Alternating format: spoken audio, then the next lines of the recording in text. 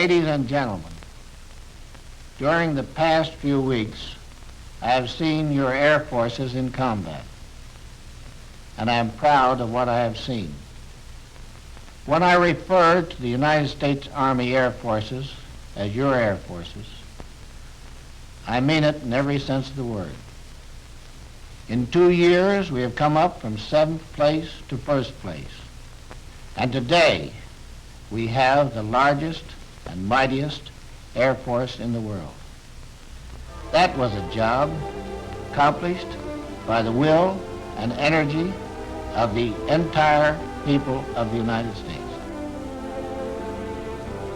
It was accomplished by our young men who left their peacetime pursuits to become pilots, bombardiers, radio technicians, gunners, by those who operated our great commercial airlines. It was accomplished by American labor, by the veterans, the newcomers, by actors, welders, typists. We welcomed anyone who was skilled, and we were grateful to those who willingly forgot their usual Sunday afternoon drives. The building of our Army Air Forces is a great achievement of a democratic people and a democratic government. Many facts have been withheld in the past for reasons of military secrecy. Some of these facts can now be given as a record of your achievements, as a report of what you have done and are doing. Every American can well be proud of this record.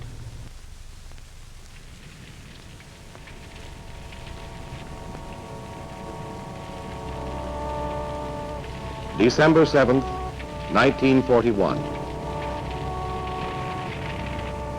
The Air Forces have their own reasons for remembering Pearl Harbor.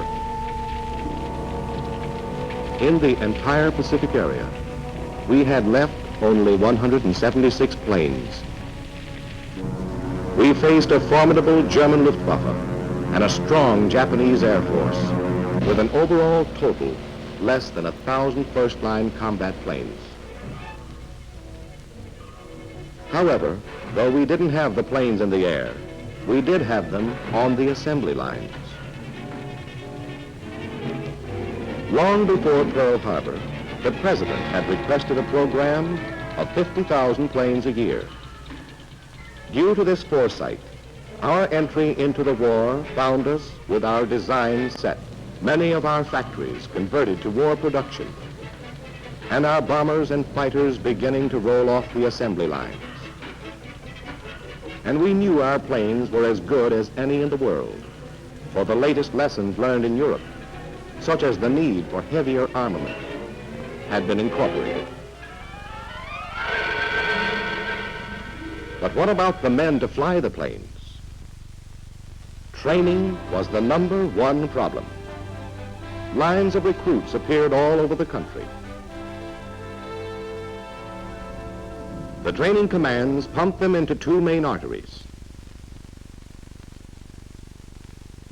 As the men arrived, schools sprang up to take them in.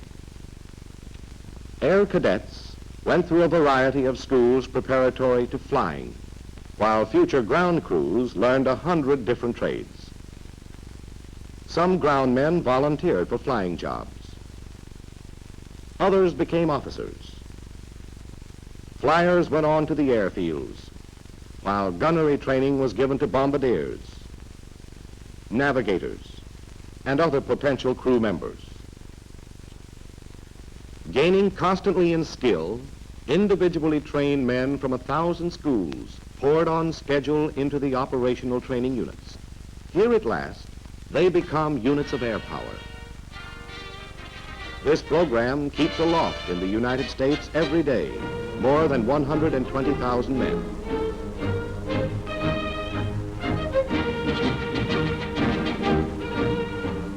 Women, too, are trained to do their share.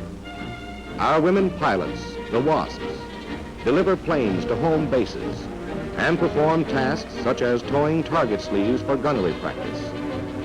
Our air WACs have been trained for jobs in many phases of the service. The final stage of training is reached in the operational units. Here, the individually trained men, for the first time, meet the teammates beside whom they will fight and the combat planes they will fly. They train in organizational units as large as a complete task force, simulating combat conditions.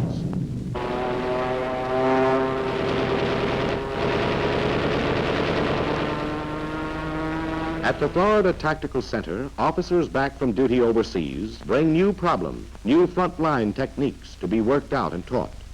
Some of the refinements of skip bombing were developed here. With a modified gun sight at low altitude, the pilot shoots his bombs into the target and takes evasive action. In a few weeks, this dummy target will be an enemy tank.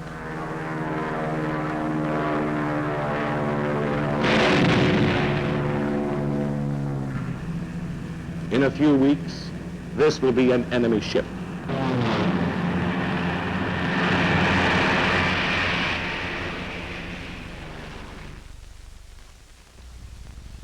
When ready for combat, the individual bomber team is already part of a larger team called a squadron.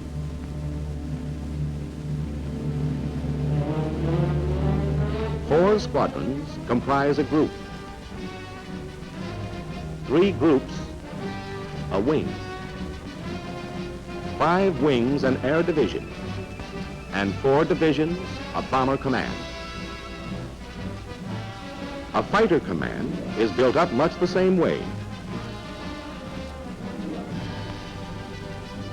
Another vital command is the Air Service Command. They are the boys without whom the planes would never leave the ground. To service the planes, repair shops and warehouses have been established, such as this one in England. These warehouses stock 4 times as many items as there are in a Sears Roebuck catalog. The Service Command has become the biggest export business in the world, delivering in huge quantities.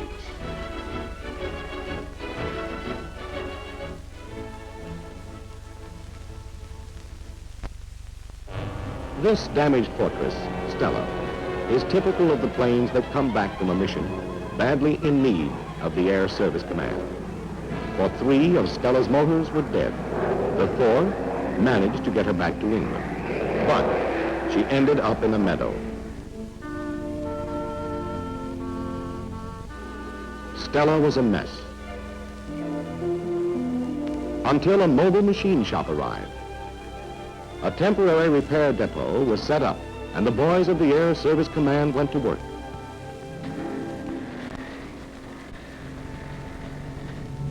After a few days, it began to look as though Stella might use a runway again, so bulldozers were moved in. A few new parts, a few more days, and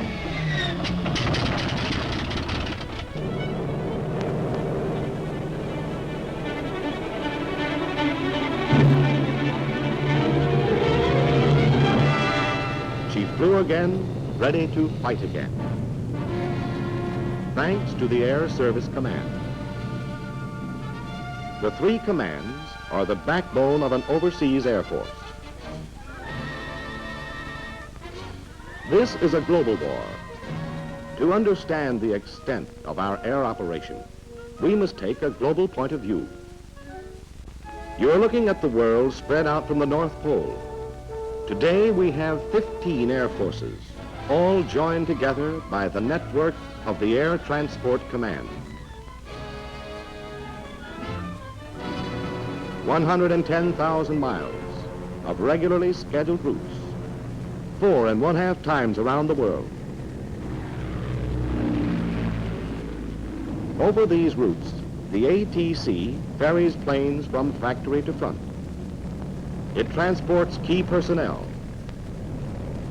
and delivers supplies at the rate of 10 million miles a month.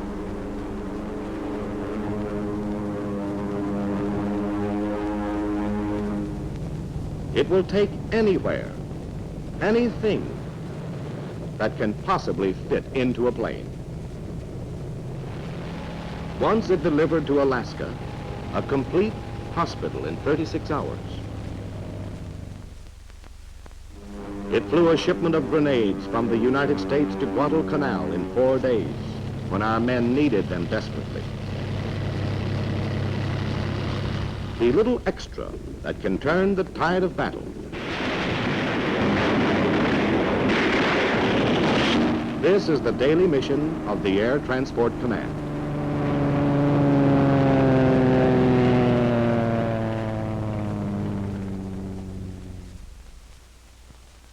Our 15 Air Forces were formed at different times for varied purposes. The first 4 were the backbone of our development. The 1st and 4th defended our coasts. The 2nd and 3rd were training forces. 11 are in action overseas. 14 bombers were the nucleus of our 1st Combat Air Force. They had escaped the Japanese drive on the Philippines. Out of bombs and ammunition, these battered early model fortresses headed for Australia, evading the swift Japanese expansion over the islands of the Pacific. This was the beginning of our 5th Air Force. The 5th is a self-made Air Force. At the start, it had to improvise with whatever facilities happened to be available in the area. Nevertheless, within 3 months, it had joined the Navy in the Battle of the Coral Sea.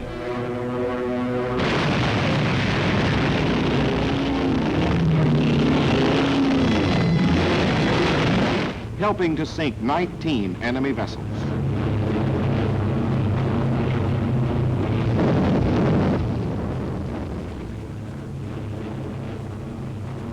Some months later, a B-24 on reconnaissance located a column of Japanese warships moving through the Bismarck Sea toward New Guinea. This was the 5th's big chance. Every available plane was sent into action.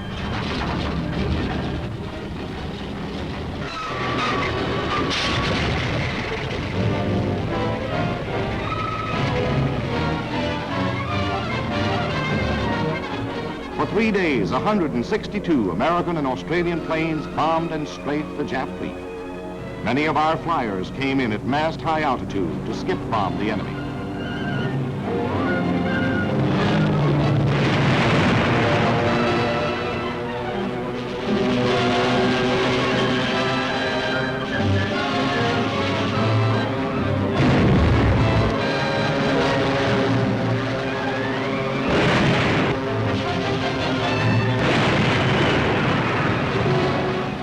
At a cost of only 6 of our planes and 13 of our men, the convoy was smashed and an entire division of Jap troops wiped out.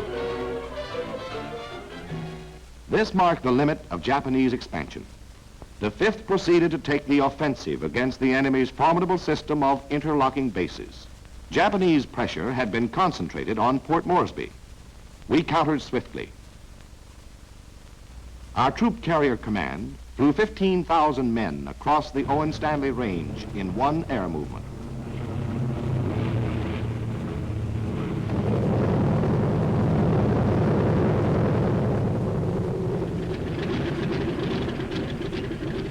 Then kept them supplied with more than 2 million pounds of food and equipment a week. Guns were moved in, and the wounded evacuated on the return trips.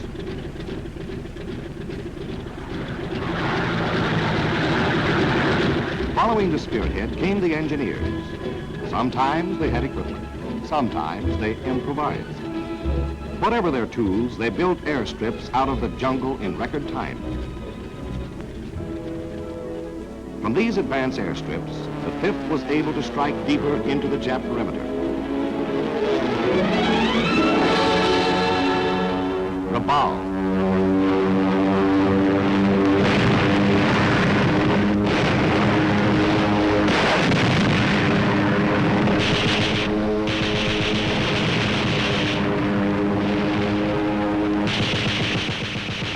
We whacked. We strafe enemy airfields and installations again and again. When the Japs tried to hide their planes in the jungle, fragmentation bombs suspended from parachutes blanketed the area.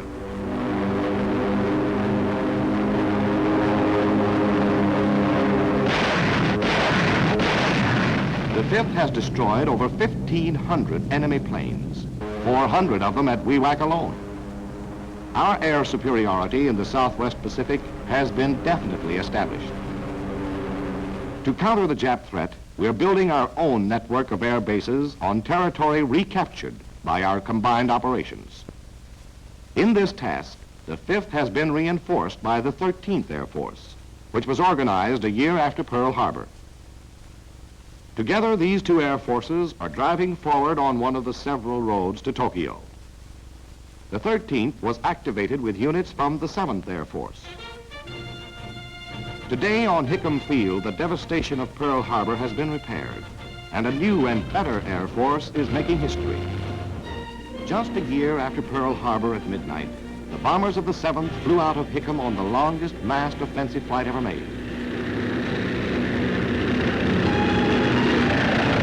With Midway as the only stopping point, they flew 5,000 miles to bomb Wake Island in a surprise attack. To the south, the 7th established its bases on the Ellice Islands. From here, it battered Jap defense installations on the Gilberts, paving the way for the successful assault of our amphibious forces. From advanced bases on the Gilberts, the 7th put into combat a new weapon. In addition to its deadly 50 caliber machine guns, this B-25G was equipped with a 75 millimeter cannon.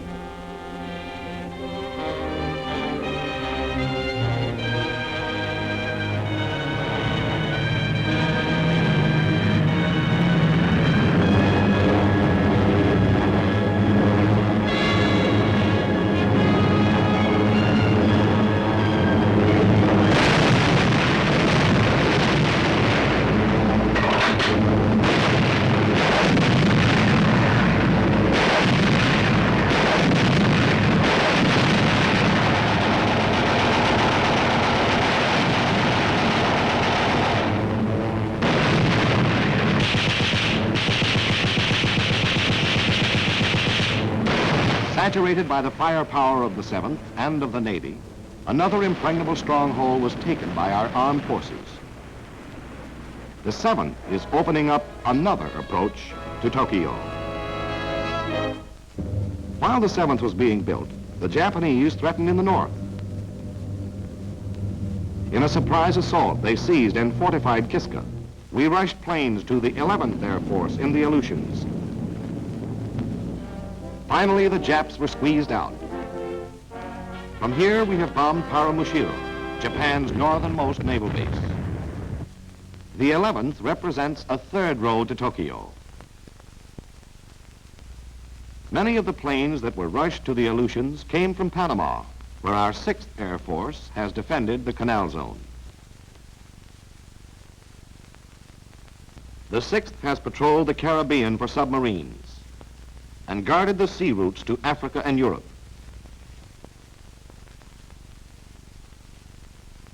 Based in England is our 8th Air Force, within striking distance of German production centers. Germany's highly developed industries are the mainstay of her war effort.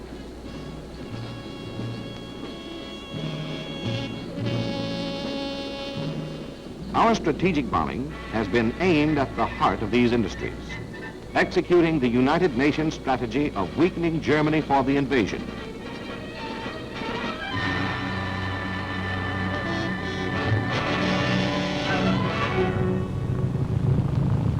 Precision bombing by daylight has been the American contribution.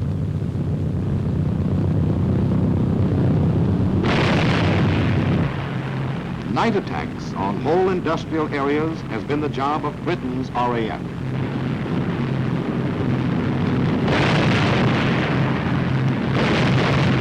This double blow has raised havoc with German war production. German defenses have had no rest under the 24-hour offensive.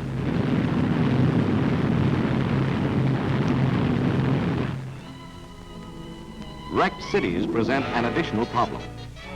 As this captured film shows, the Army has been forced to take charge of Berlin's frightened population.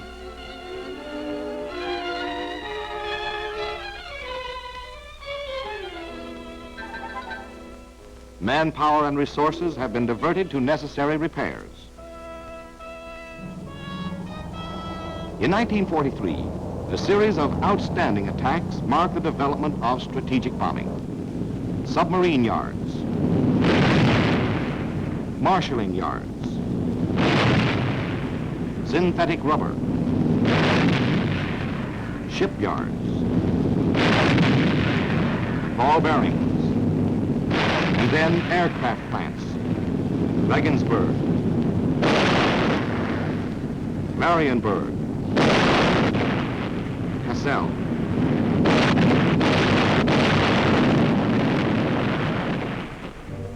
Today, the huge missions over Europe must be carefully and elaborately planned. Our flyers can expect any trip to develop into a major air battle. At a dozen scattered airfields, the bombers are assembled and moved to the starting lines.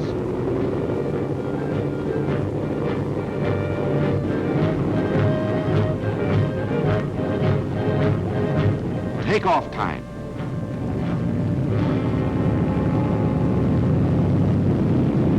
And the imposing forts and liberators thunder into the gray English dawn.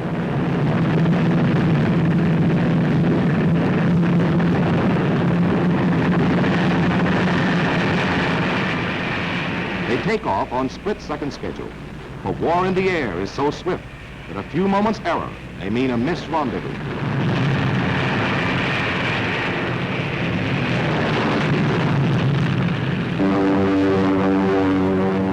At the fighter fields, thunderbolts are ready.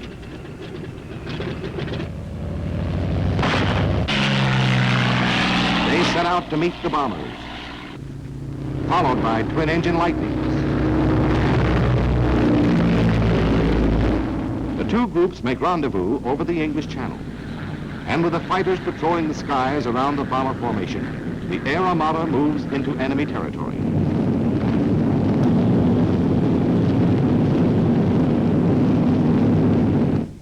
News of the approaching air invasion is flashed through the German warning system.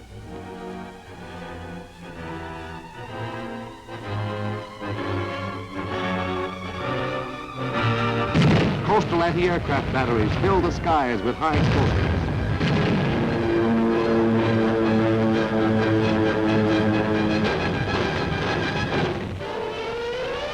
Alarm sirens wail over the German fighter fields and pilots sprint to their planes.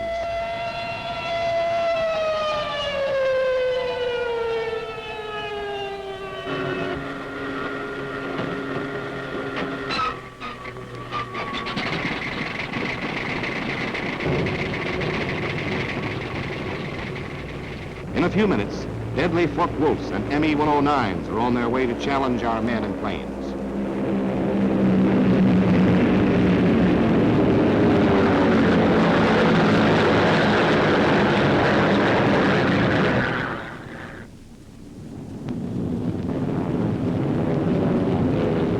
Our fighters peel off to meet the enemy threat, and the battle is on.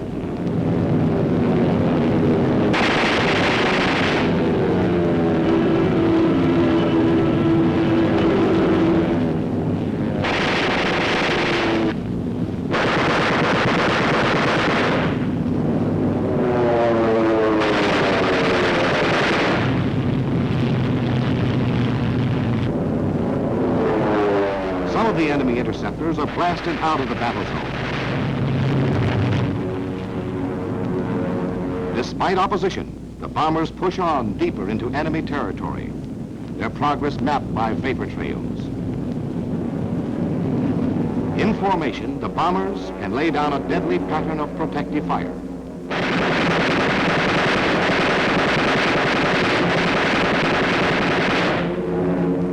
Nevertheless, the enemy fighter attacks plus the anti-aircraft barrage take their toll. Our planes begin to show damage. Some drop behind. Above the battle, the enemy commander locates the stragglers. His fighters close into the kill. This is called the big lead. Look at the battle from the German angle,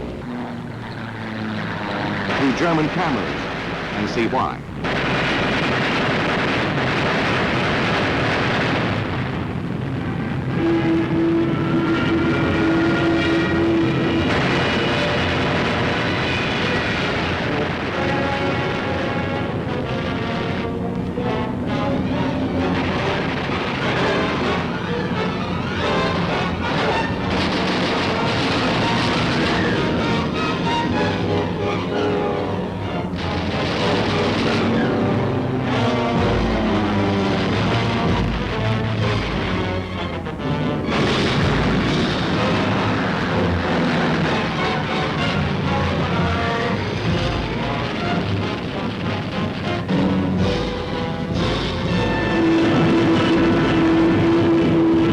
The main body of our formation closes in on the target.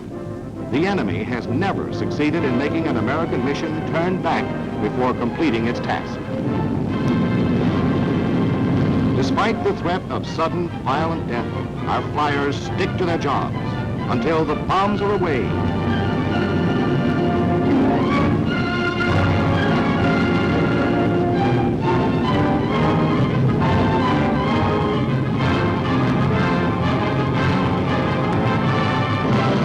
Until the target is destroyed. While the 8th hammered Europe, a new Air Force, known by the code name of Junior, had been activated. Its purpose, strength and destination, all secret. The secret came out in Africa. Junior was the 12th, an Air Force created to take part in the African invasion. Most of its operations were tactical. A tactical Air Force operates in the battle zone, smashing the enemy wherever he is vulnerable. It works with the ground troops, employing low-flying medium bombers and hard-hitting fighter planes. It fights to establish air superiority. In Tunisia, in 2 days, the 12th wrecked 112 Nazi planes in the air and on the ground. The desperate Nazis tried to fly in reinforcements to stem the advance of our ground troops. The 12th spotted the transports.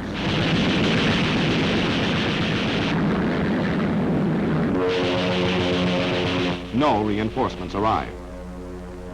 In the meantime, the 9th Air Force had joined the RAF in covering General Montgomery's victorious march from El Alamein. At the close of this campaign, the 9th joined Junior, and they worked together in the invasion of Sicily and Italy. In amphibious landings, the foot soldier has to carry out one of the toughest and most dangerous of all combat assignments. Air cover is of supreme importance, both to his morale and to the success of the operations.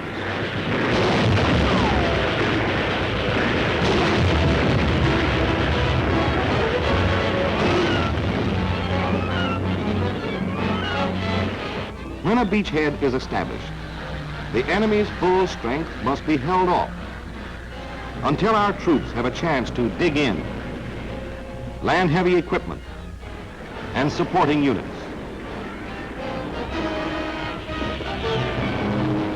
The tactical air power of the 12th and the 9th accomplished this in Italy. Our planes riddled the enemy's communications.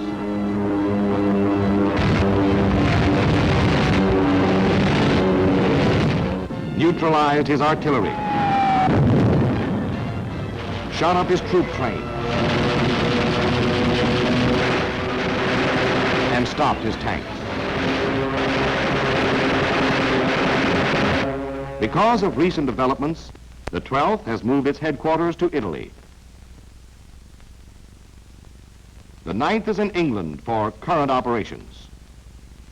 And our newest Air Force, the 15th, has moved into Africa.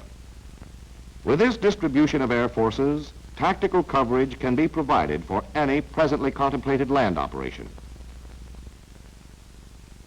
From its bases in Africa and Italy, the 15th can carry out strategic bombing over the whole of southern Europe, while from England, the 8th can plaster northern Europe. Together, they cover Hitler's entire fortress. There is no corner of his stronghold that cannot be reached by the crippling blows of strategic bombing. Our remaining two air forces have operated on the other side of the world, in India and China. Japan's unwarranted campaign of aggression began 13 years ago. A powerful Jap Air Force had undisputed control of the Chinese skies. These were happy days for the Jap flyer.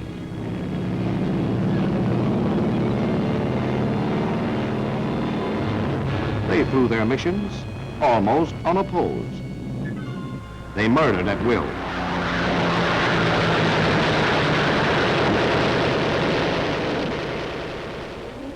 But in 1941, while America was still at peace, some visitors arrived in China. These were the Flying Tigers, under the command of a master tactician, Claire L. Chennault. Unaware of their presence, a Jap bombing mission headed for its target. The Chinese warning system flashed the news across the hills to the Tigers.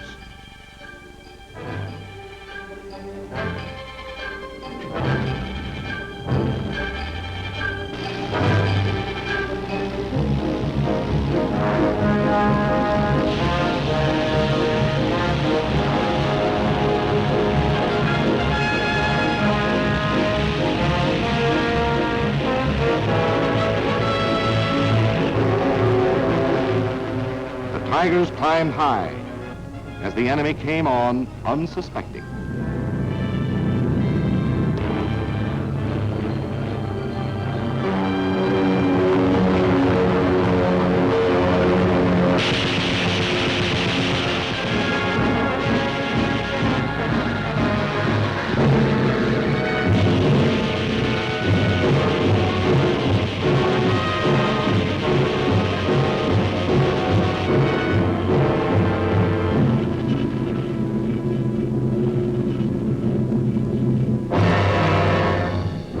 One gone, and a Flying Tiger circles around his victim to make sure of the kill.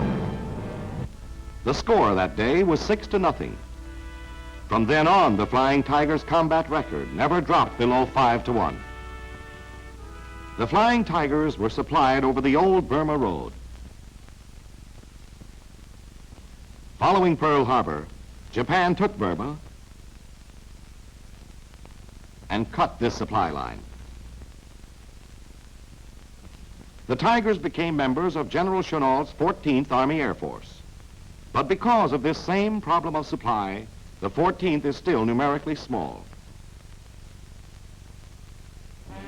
Supplies for the 14th start the journey from the United States by ship. After a voyage that takes 2 months, the vital cargo is unloaded at Calcutta.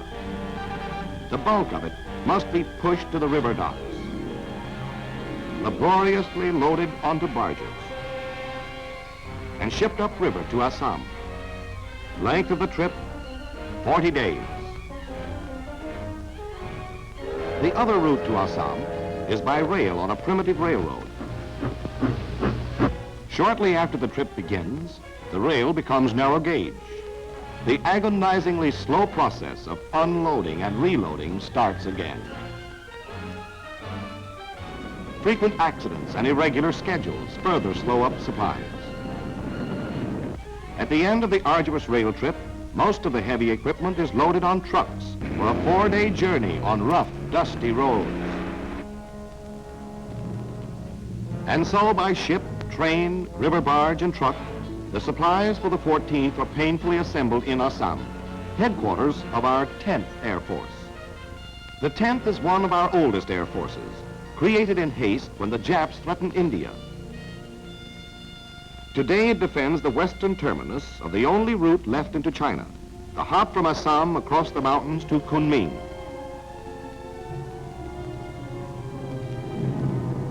The last leg of the trip is known to the pilots as going over the hump. The trip is as dangerous as any combat mission.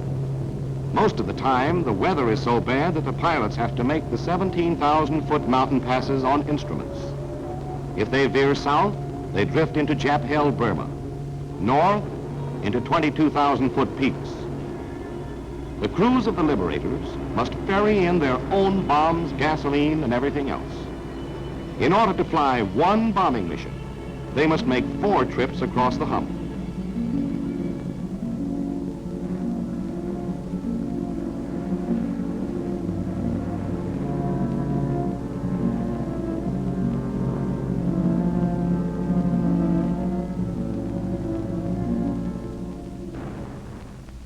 Finally, the bombs, the gas, the tires, the food, the cigarettes, the 1,000 things our flyers must have arrive at Kunming.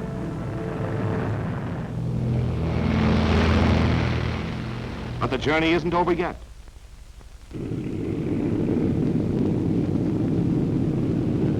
There's one more leg into enemy territory. Hong Kong is the objective on this mission. The bombs are finally away. They've come 10,000 long miles. They've been en route for close to 6 months. But on this last couple of miles, they travel swift and true into the enemy target. To broaden the scope of our operations in China, we're building a supply route from Ledo. The road is being built as we fight and will eventually connect with the old Burma Road. When completed, it will carry some 40,000 tons per month. The conquest of Burma would further facilitate transport by opening up the port of Rangoon. But basically, we must have a direct route into China. For China, besides having obvious geographical advantages, has the great asset of its people. American-trained Chinese pilots have already proved themselves in the 14th. The Chinese make expert mechanics, and their manpower is limitless. Potentially, China is our best base for strategic bombing of Japan.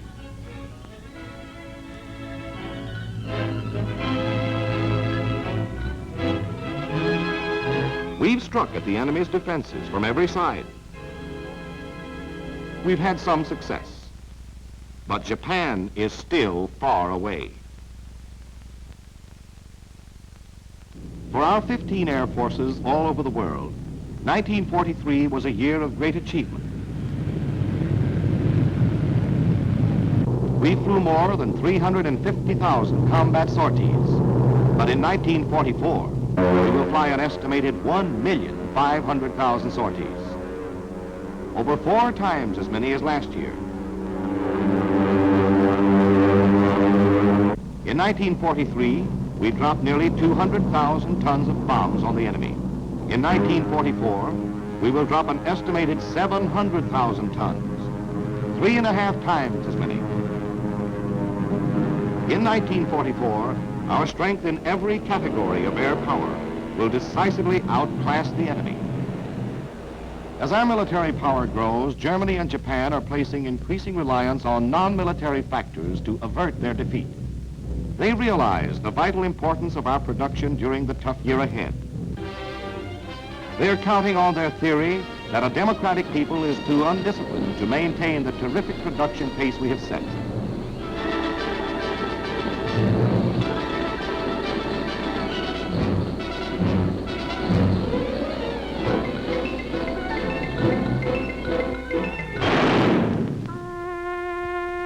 They think they can make the cost of victory so horrible that we will weary of the horror. We in the Air Force know the price of victory. Every battle takes its toll of our planes and men.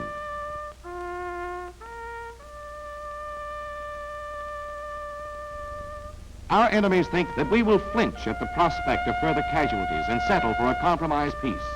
A compromise peace is the secret weapon of the enemy. Our answer is this: In the skies above these flyers who died, there will be no compromise. In enemy skies all over the world, there will be no peace. Our bombers and fighters will rise in ever-increasing numbers. The roar of our motors, the pounding of our guns, the whine of our bombs. These sounds will never cease until our enemies below are destroyed.